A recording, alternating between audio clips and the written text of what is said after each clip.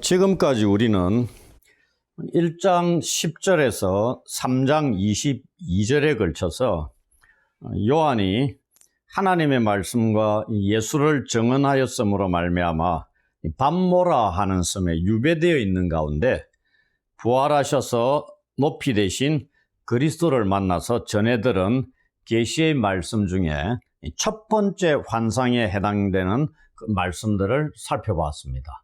그게 3장 마지막 절까지 소아시아 7교회에 주시는 그 말씀, 이게 첫 번째 환상의 내용들이었습니다. 오늘은 문구를 살펴보면 알겠지만은 새로운 계시의 말씀이 전해지고 있는 장면이 펼쳐지고 있습니다. 이 새로운 계시의 말씀이 그리스도로부터 사도 요한에게 전해지고 있는 이 말씀의 첫 부분에 대해서 말씀을 드리겠습니다. 4장부터 시작되는 말씀이 왜 이전과는 다른 새로운 계시인가? 그리고 그 새로운 계시의 내용이 무엇인가에 대해서만 오늘 알아보도록 하겠습니다. 새로운 계시니까 첫 번째 환상 내용 1장 10절부터 3장 22절 요 내용하고 4장 1절부터 시작되는 이 두 번째 환상 이 내용하고 관계가 있느냐 없느냐, 연속되는 것과 연속되지 않는 면들이 있다는 얘기입니다. 연속되지 않는 면은 첫 번째 환상은 밤모섬에서 땅에서 본 겁니다. 그런 땅에서 본 거고, 교회를 본 시각이 오늘부터 이 4장부터는 하늘로 바뀝니다. 첫 번째 환상은 땅에서고, 오늘부터 진행되는 것은 사도 요한이 하늘로 들려 올라가서 보게 되는 겁니다. 그러니 소아시아 7교회는 땅에 있는 교회들입니다. 그런데 지금부터는 천상의 교회의 모습들을 본다 이 말입니다. 요거는 좀 다르다 이거죠. 당연히 다른 거죠. 그 다음에 그러면 연속되는 거는 어떤 면에서 연속되느냐? 우리가 라오디게아 교회에 이기는 자에게 주시는 약속의 말씀이 3장 21절에 나오는데 이것과 관련성이 있다고는 지난주에도 말씀을 드렸습니다. 4, 5장에 대한 서론적인 훑어보기를 할 때 말씀을 드렸습니다. 우리 예수님께서 이기셔가지고 이 아버지 보좌에 함께 앉으셨습니다. 그러면서 하시는 말씀이 이기는 자에게 너희는 내 보좌에 함께 앉게 하여 주리라, 이런 약속을 주시는 거죠. 그러면서 오늘부터 펼쳐지는 하늘에서 보는 게 하늘 보좌실, 보좌실은 뭐죠? 룸입니다. 그 장면을 이제 환상으로 보게 되거든요. 그러니 그 보좌 중앙에 성부 하나님이 계시고 가운데에 성자 예수님이 계시는 겁니다. 그건 5장 가서 우리가 살펴보게 되는 거고, 이 성자 예수님이 아버지와 함께 보좌를 공유하는 겁니다. 이기셨기 때문에. 그러면서 라오디게아 교회에 주시면 이기는 자에게 주시는 약속이, 내가 지금 사도 요한만 보지만은 사도 요한이 하늘에 들려 올라와 가지고 보는 그 이긴 자로서 예수께서 하나님 아버지와 보좌 함께 앉아 계신 것처럼 이제 사도 요한이 보고 소아시아 7교회 전했잖아요. 그와 같이 이기는 자에게도 우리 예수님 성자 하나님과 더불어 보좌에 함께 앉아서 통치하시게 되는 그러한 약속이 명확하다는 것을 보여주는 그런 것이 있다 이 말입니다. 이런 부분은 연결성을 갖고 있다. 첫 번째 환상과 두 번째 환상. 그래서 연속되는 면도 있고 연속되지 않는 면도 있고 두 가지 면을 다 가지고 있다, 이렇게 보시면 됩니다. 그래서 이 4장 이 1절에 대해서만 오늘은 살펴볼 겁니다. 내용이 너무 많기 때문에 오늘은 1절만 살펴보더라도 이 1절 속에서 요한이 우리에게 전해주고자 하는 메시지가 생각보다 많이 있습니다. 이 1절을 우리 개역개정 성경에서는 가끔씩 이 헬라어 성경에 있는 것들을 빼먹는 것들이 있습니다. 이 번역을 안 한다 이 말입니다. 오늘도 마찬가지로 이 4장 1절에서도 헬라어 성경에 있는 구절을 빼먹어 버린 것이 있습니다. 그런데 우리는 지금 가지고 있는 게 개역개정 성경이죠. 또 다른 이제 번역본들이 수도 없이 많습니다. 그 중에 하나가 킹 제임스 버전 험정역이라는 번역본이 있어요. 웬만해서는 그대로 다 옮기는 겁니다. 이 킹 제임스 버전 험정역의 4장 1절을 보시면은 그대로 살리고 있습니다. 뭐가 생략되어 있냐면은 첫 구절입니다. 우리 개역개정에 이 일 후에 내가 보니 하고 끝나죠. 보니까 뭐가 있다? 하늘에 열린 문이 있다 이래 돼 있는데 헬라어 성경에는 뭐가 있냐면요. 이 일 후에 내가 보니 다음에 카이 이두라는 게 있습니다. 이건 뭐냐면 그래서 킹 제임스 버전 험정역에서는 이 일 후에 내가 바라보니 보라 이렇게 되어 있습니다. 이 명확한 구절 카이 이두 이 보라라는 것을 우리 개역개정에서는 빼버렸습니다. 그러니까 함부로 빼버리면 안 되죠. 이 의미 없는 게 아니다는 얘기입니다. 그런데 킹 제임스 버전 험정역에 그대로 살려두고 있습니다. 이 보라라는 이게 살려놔야 됩니다. 이건 나중에 이제 말씀을 드리기로 하고 이제 한 절만 보기 때문에 한 구절 한 구절 차례대로 오늘은 그 의미가 무엇인가를 전해드리도록 하겠습니다. 먼저 이 일 후에 내가 보니 우리 그 뒤에는 보라까지 같이 있는 거죠. 이 구절입니다. 이 일이 뭐겠어요? 이 일 후에 내가 보니 보라 그러면서 하늘에 열린 문이 있다 이런 게 시작이 되는 건데 이 일이라는 거는 첫 번째 환상 내용입니다. 우리가 1장 10절부터 3장 22절까지 첫 번째 환상 밤모섬에서 주의 날에 요한이 본 환상 내용 그겁니다. 그게 3장 22절까지 끝났다 이 말입니다. 그 일이 있고 난 이후에 이제 두 번째 환상이 보여진다 뭐 이런 내용입니다. 그래서 새로운 환상이 시작된다 뭐 이 말씀입니다. 이 구절 이 일 후에 내가 보니라는 이 구절은 요한이 새로운 환상을 보는 것으로 이동하고 있는 것을 알려주고 있는 겁니다. 이게 이 구절이 7장 9절, 15장 5절, 18장 1절, 19장 1절 이런 데 보시면 나옵니다. 특별한 새로운 계시로 이동하고 있는 것을 나타내주고 있는 구절이다. 뭐 그렇게 보시면 됩니다. 여기서 기억해야 될 것은 요한계시록의 환상이라는 것. 여기 보면 내가 보니 5장 1절에도 보면은 내가 보니 이런 것. 요한계시록에 내가 보니 구절이 상당히 많이 나옵니다. 그러면서 요한계시록은 환상이 굉장히 많이 있죠. 이 환상을 차례대로 보여주셨는데 문제는 그 환상 본 것들이 시간적으로 차례대로 우리가 얘기하면은 8월 18일입니다.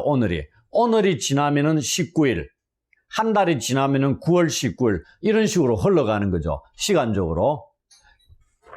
이거는 그냥 시간적 흐름으로 그냥 흘러가는 건데 사도 요한이 본 이 환상, 계시가 일어나고 있는 1장부터 22장까지가 시간적인 순서대로 차례대로 일어날 일에 대한 기록은 아니다는 것이 대부분의 학자들의 견해입니다. 혹자는 시간 순서대로 보고 있는 자들도 있긴 있죠. 그런데 대부분의 사건이 시간 순서대로 하나씩 이루어지는 게 아니고 무슨 순서다? 환상을 본 순서로 기록이 되어 있다. 이렇게 보시면 됩니다. 왜냐하면은 우리가 지금은 안 보지만은 요한계시록 12장에 보면은 우리 예수님이 탄생하시는 내용이 나옵니다. 12장에 탄생하신다 그러면은 11장까지 시간 순서대로 되면 뭐가 돼야 되겠어요? 구약의 역사에 대해서 나와야 되죠. 그게 아닙니다. 12장이 예수님의 탄생과 성천, 이게 한 장에 다 나오는 겁니다. 그러니 환상을 본 순서로 기록된 것이지 그 환상이 시간 순서대로 차례대로 하나 일어나면 그 다음 순서대로 이렇게 시간적인 순서를 암시하는 것은 아니라는 걸 염두에 두셔야 된다 이 말입니다. 그리고 첫 번째 환상을 본 3장 22절과 두 번째 환상을 보게 될 4장 1절 사이에 시간적인 차이가 얼마나 있느냐 물으면 뭐라고 답하겠습니까? 알 수 없다 얘기입니다. 무슨 말씀인지 아시겠습니까? 3장 22절 라오디게아 교회에 메시지 주신 것과 그 다음에 4장 1절에 일어나는 일하고 시간적으로 1년, 2년 이런 게 모른다 이 말입니다. 그걸 따지고 들어갈 서는 안 된다 이 말이, 그걸 염두에 두셔다. 이 두 가지를 미리 말씀을 드리는 겁니다. 그래서 계시록을 읽으실 때 3장이 일어나면 그 다음 4장이 역사 순서대로 일어나고 역사적으로 5장이 일어나고 쭉쭉쭉 가가지고 19장, 20장, 22장까지 역사적인 순서대로 나열이 되어 있구나 이렇게 대부분이 보지 않는다 이 말입니다. 그 순환적인 구조가 많다. 그거는 이제 앞으로 심판, 그 다음에 나팔 심판, 대접 심판 세 가지 심판이 각각 심판이 7가지씩 쭉 되는데 이 심판이 순환적으로 이루어지는 거고 심층적으로 더 깊어지는 거고 강화되어 가는 것이다. 이렇게 보는 경우가 많습니다. 심판 7가지가 딱 끝나고 그 다음에 나팔 심판으로 해가지고 심판과 나팔 심판이 별개의 것이다. 그 다음에 나팔 심판이 끝나면 대접 심판으로 또 다르게 이 앞에 14가지 심판하고는 별개의 완전히 새로운 심판이 새로이 시작되는 이렇게 보지 않는다 얘기입니다. 그거는 이제 그 심판, 삼중적인 심판을 살펴볼 때 다시 좀 더 자세하게 말씀을 드리기로 하고 그래서 요한계시록을 보실 때 시간적인 순서대로 하나씩 역사적으로 일어날 것으로 끼워 맞추는 이런 노력들을 애써 할 필요가 없다. 이렇게 말씀을 드립니다. 문자적으로 보면서 이것이 그대로 역사적으로 하나씩 일어나는 일로 보는 분들도 있긴 있습니다. 근데 우리는 이제 한번 어떤 것이 좀 더 올바른 것인가는 하나씩 본문을 살펴보면서 확인해가는 그런 시간들을 앞으로 가지게 될 것입니다. 여기서 내가 보니 요한계시록에 상당히 많이 나오는 어구라고 말씀을 드렸죠. 요한계시록뿐만이 아니고 요한계시록은 특히 구약의 선지서들을 많이 인용하고 있다 이렇게 말씀을 드렸습니다. 이 에스겔서라든지 다니엘서에 제법 나오는 이 어구가 내가 보니입니다. 뭘 보겠어요? 환상을 보는 겁니다. 그리고 이거는 그 묵시적인 환상들의 특징이기도 합니다. 환상이 보여질 때 앞에 내가 보니 이렇게 시작이 된다 이 말입니다. 이 표현이 구약 성경에 내가 보니라는 게 약 50회 정도 나온답니다. 제법 나오죠. 근데 신약 성경에서는 7번밖에 안 나옵니다. 근데 7번 전부가 요한계시록에 나옵니다. 그러니 이게 묵시적 환상들의 특징 어구다 이런 말씀을 드렸으니까 우리가 요한계시록이라 그러죠. 그래서 여기에 전부 다 7번, 신약에 나오는 7번이 몽땅 다 요한계시록에서 나타난다. 그렇게 설명을 드릴 수 있겠습니다. 이 요한은 이러한 구절들에서 왜냐하면은 보여주셨기 때문에 보는 겁니다. 내가 안경을 끼고 보려고 하고 망원경 갖고 보려고 하면 보인다 이게 아니고 보여주시니까 보는 겁니다. 계시는. 그러니 이게 뭐냐면은 계시라는 거는 가려진 것을 보여주는 겁니다. 지금까지는 가리워졌다는 얘기입니다. 하나님이 안 보여주셨다는 얘기죠. 그걸 하나님의 진리를 이제 알게끔 보여주시게 됐다. 이런 내용입니다. 내가 보니라는 이 구절이 7번 사용되면서 그 내용들을 보시면은 그겁니다. 그러니 사도 요한이 기도 열심히 빡시게 하니까 눈 탁 뜨니까 보여지고 이게 아니고 지금 이거는 그리스도께서 보여주시기 위해서 밤모습에서도 나타나시고 여기서도 나타나시고 하늘로 초청하셔가지고 하늘에 보좌실 환상들도 보여주시고 뭐 이렇게 하셨다는 얘기입니다. 그러니 보는 거지 요한 스스로 볼 수 있는 게 아니다. 이 내가 보니라는 것은 그 얘기입니다. 또한 이 내가 보니라는 표현은 아까 7번 나온다 그랬죠. 뭐 한 70번 나오지. 요한계시록 전부 다 시도 때도 없이 내가 보니 써도 되는데 그게 아니고 7번이 사용되는 것들을 하나씩 나중에 살펴볼 텐데 이 환상에서 중요한 무엇인가가 암시하기 위해서 시작되는 그 부분들을 나타낼 때 내가 보니 이렇게 시작된다 이 말입니다. 좀 의미 있는 내용들이 시작될 때 환상에서 그때 내가 보니라는 내용입니다. 그럼 4장 1절에서는 하늘에 열린 문이 있다는 걸 암시하기 위해서 사용되고 있다. 이 구절입니다. 이 의미죠. 내가 보니라는 거는. 다음 구절이 하늘에 열린 문이 있다. 이렇게 되어 있습니다. 하늘에 열린 문이 있다. 문이 열려 있다는 얘기가 무슨 의미겠어요? 일단 무슨 문인지 모르더라도 문이 열려 있다는 얘기는 뭐겠어요? 우리 이 집 문 열어놨다고 도둑이든지 아무나 들어오라는 얘기가 아니고 그렇게 부정적인 의미로 보셔야 될 게 아니고요. 문이 열려 있다는 얘기는 어떻게? 들어갈 수 있다 이 말입니다. 들어갈 수 있는 길이 열려 있다 이 말입니다. 근데 만약에 문을 닫아 놓으면은 못 들어간다 이 말입니다. 그런 걸 먼저 염두에 두시고. 근데 이게 어디에 열려 있어요? 문이? 하늘에 열려 있는 겁니다. 그걸 요한이 보는 겁니다. 그러면 무슨 말씀이겠어요? 지금 요한이 어디 있어요? 땅에 있잖아요. 땅에 있는데 하늘 문이 열린 걸 보는 겁니다. 그러면서 올라오라 그러잖아요. 그럼 올라오니까 당연히 들어가겠죠. 그 말은 이제 이거는 땅에 있는 자들에게 하늘로 접근할 수 있는, 들어갈 수 있는 그 길이 열려 있다는 것을 상징하는 표현이다. 이렇게 보시면 됩니다. 그렇게. 그럼 이 하늘이 뭐냐? 이 하늘이 어디겠어요?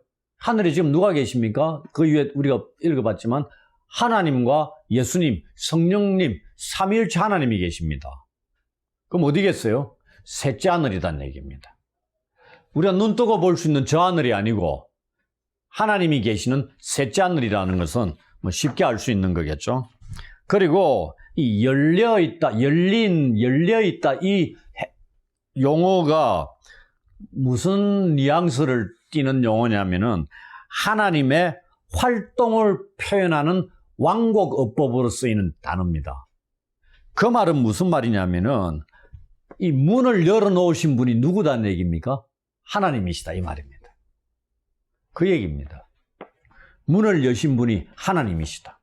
인간이 열 수 있는 문이 아니다는 것을 이 용어를 통해서도 우리는 확인할 수 있는 겁니다. 그런데 이 열린 문이라는 거는 구약 성경에 딱 2번 나옵니다. 열린 문이라는 게 창세기 28장 17절하고 시편 78편 23절인데 시편은 빼놓고요. 창세기 28장 17절에 지금 열린 문이라는 건 우리가 환상, 무엇에 대한 계시를 보여주기 위해서 문을 열어놓고 올라오라고 부르는 겁니다. 계시와 관련되어 있는 거거든요. 그래서 요 2번 있는 것 중에서도 어디가 연결이 되냐면은 창세기 28장 17절만이 하나님의 계시가 알려지는 것과 관련이 있는 구절입니다. 그럼 이 구절이 어떤 사건이겠어요? 창세기니까 또 28장 17절입니다. 야곱이 꿈을 꾼 내용입니다. 형 에서의 장자권을 아버지로부터 빼앗아가 형이 자기를 죽이려고 하니까 라반 외삼촌 집으로 가는 도중에 돌베개를 삼아 잠을 잤죠. 근데 꿈을 꾸는 겁니다. 근데 사닥다리가 땅에서 하늘에 닿았다. 얼마나 긴 사닥다리면은 땅에서 하늘까지 닿은 사닥다리를 보한 겁니다. 이겁니다. 여기에 자기가 딱 깨고 난 뒤에 내가 돌베개한 이곳이 하늘의 문이었구나 이렇게 고백을 합니다. 요때 나오는 게 이 구절입니다. 구약에는 딱 두 번밖에 안 나와요. 이런 의미들을 안고 있는 겁니다. 그런데 이 열린 문이 구약에서 찾는 것 말고 바로 우리가 봤던 요한계시록 3장 7절부터 8절에 보면 바로 앞장에 보면 나옵니다. 거기에 보면은 이 3장 7, 8절이면은 빌라델비아 교회에 주시는 말씀입니다. 거기에 나타나신 예수님 모습입니다. 거기에 보면 다윗의 열쇠를 가지신 분으로 그리스도께서 나타나십니다. 그러면서 그분이 열어놓으신 문이다 이렇게 되어 있습니다. 그러면서 빌라델비아 교회 성도들이 어떤 행위를 했냐면은 인내의 말씀을 지켰다. 그래 되어 있습니다. 그들 모두가 들어올 때까지 그 문은 닫히지 않을 것입니다. 그러한 문에 지금 요한이 주님의 부르심으로 먼저 들어가는 경험을 하고 있다. 이 얘기입니다. 그렇게 생각을 하시면 되겠습니다. 그리고 하늘의 열린 문을 보고 있는 요한에게 음성이 들려옵니다. 그 음성이 어떤 음성이냐면은 내가 들은 바 처음에 내게 말하던 나팔 소리 같은 그 음성 이렇게 되어 있습니다. 여기 어디서 나오냐면 첫 번째 환상이 보여질 때 나타났던 음성입니다. 1장 10절입니다. 주의 날에 요한의 등 뒤에서 났던 첫 음성과 같은 음성이다 이 말입니다. 이것은 높임을 받으신 그리스도의 음성이었습니다. 이 음성은 마지막 때 일어날 사건들에 대해서 이 묵시적인 선언, 이 계시적인 선언으로서 1장 10절에서는 인자와 같은 이의 등장을 준비하고 있는 음성입니다. 근데 4장 1절에서 이 음성은 어떤 역할을 하냐면은 이제 보여질 이 보좌실 환상을 준비하는 역할을 하는 겁니다. 실은 내가 룸이라 그랬습니다. 그 내용은 이제 다음 주에 우리가 살펴보겠고요. 다음은 나팔 소리 같은 음성의 주인이신 그리스도께서 요한에게 하신 말씀입니다. 이리로 올라오라. 이후에 마땅히 일어날 일들을 내가 네게 보이리라. 그리스도께서 요한에게 이리로 올라오라고 말씀하십니다. 하늘로 올라오라는 말씀이죠. 이 초청은 지금 누구에게 하고 있습니까? 소아시아 7교회 하시는 말씀이 아니고 요한에게만 주어지고 있습니다. 다른 복수형이 아닙니다. 집단적으로가 누구한테 지칭하는 게 아니고요. 사도 요한에게만 가리키고 있는 말씀입니다. 그걸 먼저 기억하셔야 됩니다. 이리로 올라오라는 말씀을 우리가 저 뒤에 11장 12절에 가면 또 들을 수 있습니다. 그때는 두 정인을 가리켜서 이리로 올라오라 얘기합니다. 죽임당하고 부활하고 난 뒤에 이리로 올라오라 해가지고 그 두 정인은 구름 타고 하늘로 올라갑니다. 그때는 이 두 정인이 몸뚱아리 전체가 쫙 올라갑니다. 이 구절에서 일어나고 있는 문제가 뭐냐면요. 지난주에 간략하게 말씀을 드렸는데 교회의 휴거 문제와 관련이 있어서 특히 유명한 구절입니다. 4장 1절이. 근데 조금 더 추가적으로 오늘 말씀을 드리자면요. 조금 비판도 좀 보태가지고 말씀을 드리도록 하겠습니다. 이리로 올라오라는 말씀을 이 교회의 휴거를 의미하는 표현이라고 주장하는 자들을 우리는 세대주의자들이라고 부르고 있습니다. 이 세대주의자들은 이 시대의 마지막 때에 7년 대환란이 일어나기 전에 참된 교회는 하늘로 들리어 올라가거나 혹은 하늘로 휴거된다고 믿고 있습니다. 그들은 성도들이 공중에서 주님을 만나게 될 것이라는 데살로니가 전서 4장 16절 17절에 되어 있는 바울의 약속, 우리가 주일 예배 때 제가 이 구절은 설교를 했던 적이 있습니다. 나중에 동영상이 올라와 있는지 모르겠는데 그 구절하고 그 다음에 4장 1절에 하늘로 올라가는 요한의 환상을 동일시하고 있습니다. 세대주의자들은. 그리고 그들이 교회라는 단어가 요한계시록 2, 3장에 상당히 많이 나오거든요. 근데 그 이후 4장부터 끝까지 교회라는 용어 자체가 안 나온다 이 말입니다. 그렇게 주장을 하고 있는 겁니다. 그리고 우리가 다음 주에 살펴보게 될 이 보좌가 있는 방의 24 장로들은 들리어 올린 성도들로서 마지막 때 환란 이전에 땅으로부터 하늘로 옮겨진 자들로 보고 있는 겁니다. 그런데 제가 말씀드렸죠. 이리로 올라오라는 걸 누구한테 하고 있다고요? 단수입니다. 사도 요한에게만 하고 있습니다. 그런데 세대주의자들은 이것을 교회의 휴거로 동일시하고 그렇게 주장하고 있다 이 얘기입니다. 하늘로 올라갔기 때문에 땅이 없기 때문에 교회라는 용어가 없다 이런 얘기입니다. 많이 나오던 3장까지 많이 나오던 교회가 왜 없겠느냐, 땅이 없기 때문에 없지 않느냐 이렇게 얘기하는 거죠. 그런데 설득력이 없는 게 몇 가지 이유를 들어서 말씀을 드릴 수 있습니다. 첫 번째, 이거는 교회의 휴거를 다루기 위해 전제한 용어가 아니고요. 아까 말씀드렸다시피 사도 요한 개인이 일시적으로 하늘로 올라간 것을 묘사하기 위한 표현입니다. 사도 요한이 하늘로 올라가가 안 내려왔습니까? 내려왔잖아요. 예, 일시적인 현상입니다. 두 번째, 이리로 올라오라고 이 요한을 부르신 것은 무슨 목적이죠? 계시를 주기 위한 목적입니다. 이거 중요시하고 기억하셔야 됩니다. 다른 거 아닙니다. 땅에 환란이 있는 걸 미리 대비해가지고 요한과 같은 참된 그리스도인들은 하늘로 들려 올라가는 걸 상징적으로 보여주기 위해서 데리고 올라간 게 아니고 그 다음에 이 일 위에 마땅히 일어날 일들을 보여주기 위해서 예수님께서 초청하고 올라오라고 부르신 거다. 이걸 기억하셔야 된다 이 말입니다. 그 다음에 그들이 주장하는 교회라는 용어가 4장부터 22장까지 한 번도 나오지 않는다고 주장하는데 교회라는 단어는 없을지라도 교회가 뭐죠? 하나님의 백성들의 공동체입니다.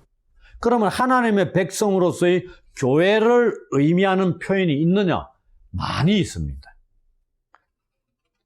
예를 들자면은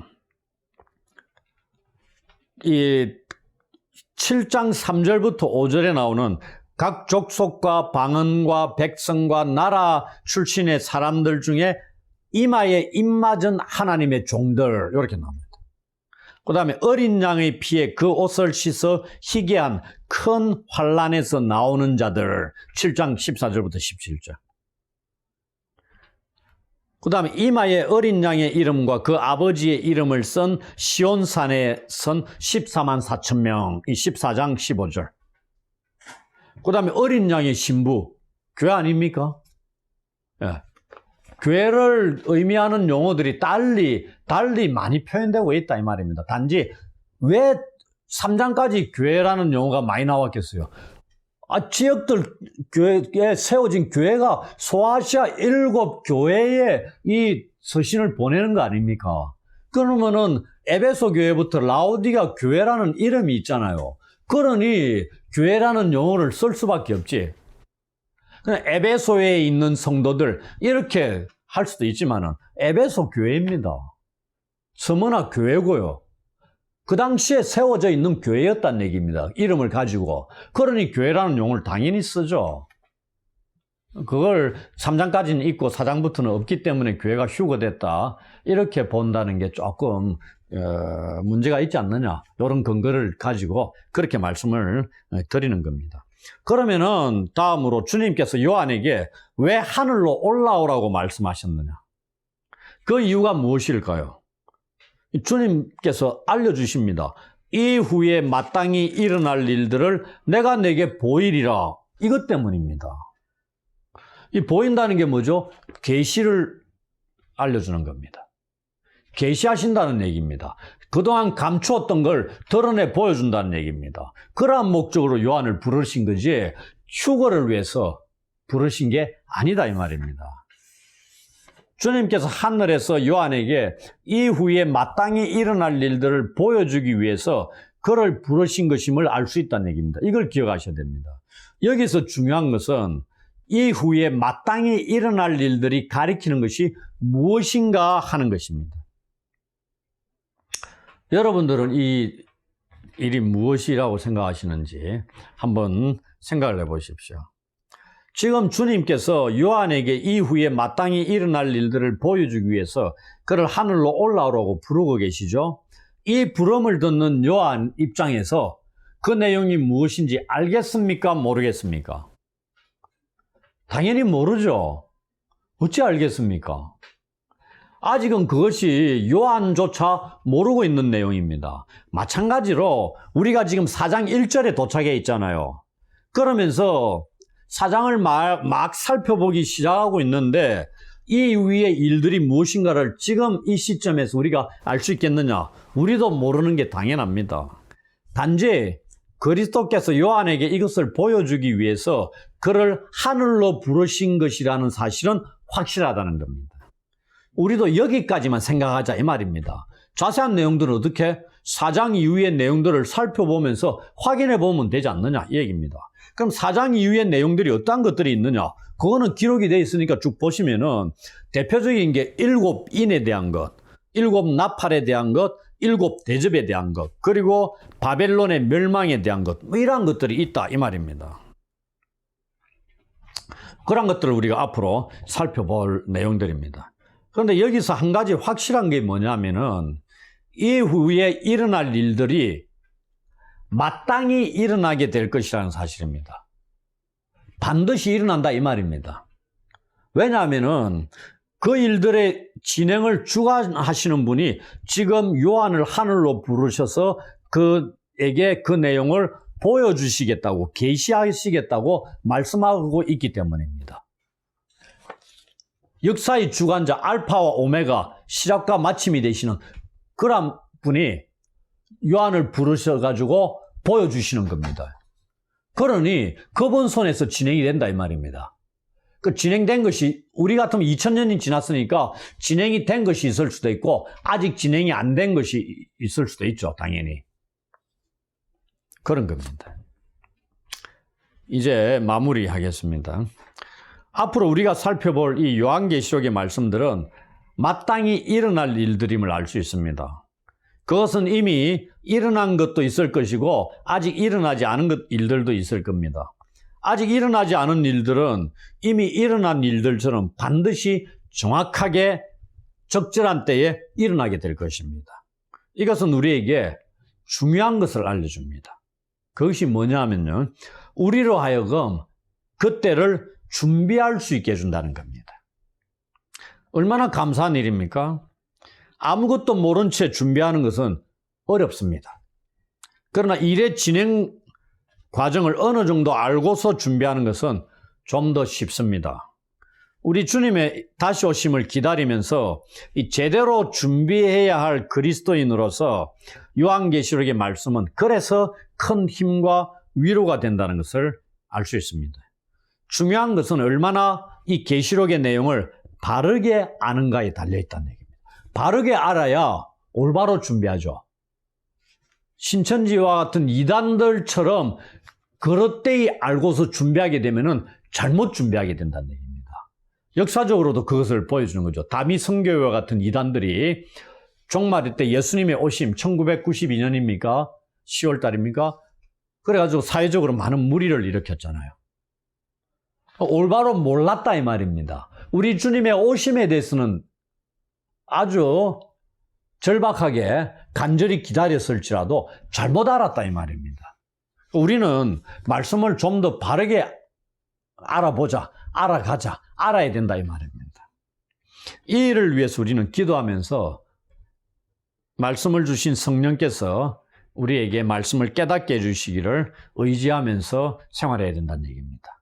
그로 인해서 마지막 때를 주님께서 기뻐하시는 자들로, 또한 본문의 말씀대로 하늘의 열린 문에 들어갈 수 있는 자들로 살아가기를 주의 이름으로 축원합니다. 아멘.